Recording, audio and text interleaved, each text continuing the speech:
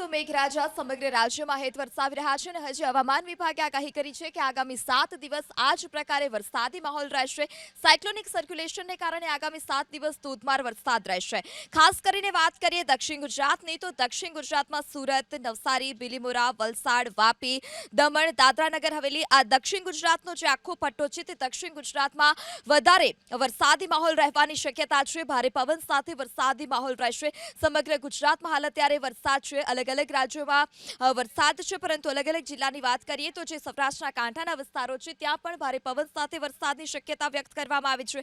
મહુવા, રાજુલા, ઉના, કોડીનાર, વેરાવળ, માંગરોળ, ત્યારબાદ કચ્છ આ તમામ એવા વિસ્તાર છે। પોરબંદર કાંઠાના વિસ્તારો છે કે જ્યાં ભારે પવન સાથે વરસાદ વરસી શકે છે।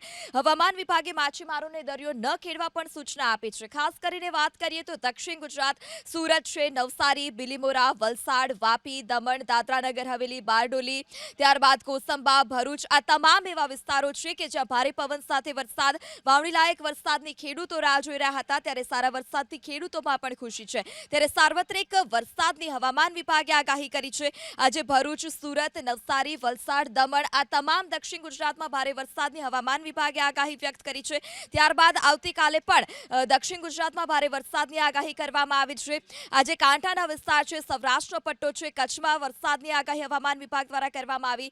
ઓખા, દ્વારકા, ત્યારબાદ ભાટિયા, પોરબંદર, કચ્છ, માંગરોળ, વેરાવળ આ તમામ એવા વિસ્તાર છે, કેશોદ, વિસાવદર, ઉના, રાજુલા, મહુવા, તળાજા, ભાવનગર ત્યાં અલગ અલગ વિસ્તારમાં ધંધુકા છે આ તમામ વિસ્તારમાં હવામાન વિભાગે આગાહી વ્યક્ત કરી છે કે ભારે વરસાદ વરસશે। માછીમારોને દરિયો ન ખેડવા પણ સૂચના આપી દેવામાં આવી છે। ત્યારે છેલ્લા 24 કલાકની વાત કરીએ તો છેલ્લા 24 કલાકમાં 191 તાલુકામાં વરસાદ વરસી ચૂક્યો છે।